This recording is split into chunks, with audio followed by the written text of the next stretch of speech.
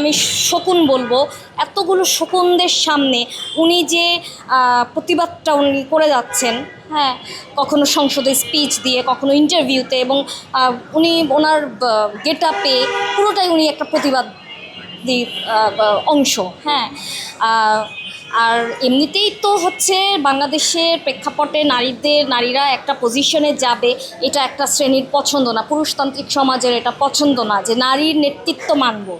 হুম এত বছর, 16টা বছর আমরা নারী নেতৃত্ব অনেকেই মেনে আসছে, না চাইতেও মেনে আসছে, কারণ ওরা ভিতরে ভিতরে পুরুষতান্ত্রিকতাটা ধারণ করেন। তো নারী প্রধানমন্ত্রী হোক বা একটা কোম্পানির সিইও হোক, যেই হোক না কেন, নারী নেতৃত্ব মেনে নিতে আমাদের সোকল্ড সমাজ, হ্যাঁ, একটু মানে নিতে পারে না যে সে আমাকে অর্ডার করবে, এই ব্যাপারটা নিতে পারে না। বলা হয় জামাত শিবিরের জয়। না না, আমি এখন পর্যন্ত ওনাকে আমি 24-এর পর থেকে এখন পর্যন্ত যেভাবে ওনাকে আমি দেখে আসছি, আমার কাছে মনে হয় না যে উনি জামাত শিবিরের এজেন্ডা হয়ে কাজ করেন। মানে জামাত শিবিরের জম হিসেবে ও হ্যাঁ, জম, হ্যাঁ হ্যাঁ, আমার এইটা মনে হয় যে আসলেই জামাত শিবিরের ফোড়া হয়ে উঠেছে রুমিন ফারহান।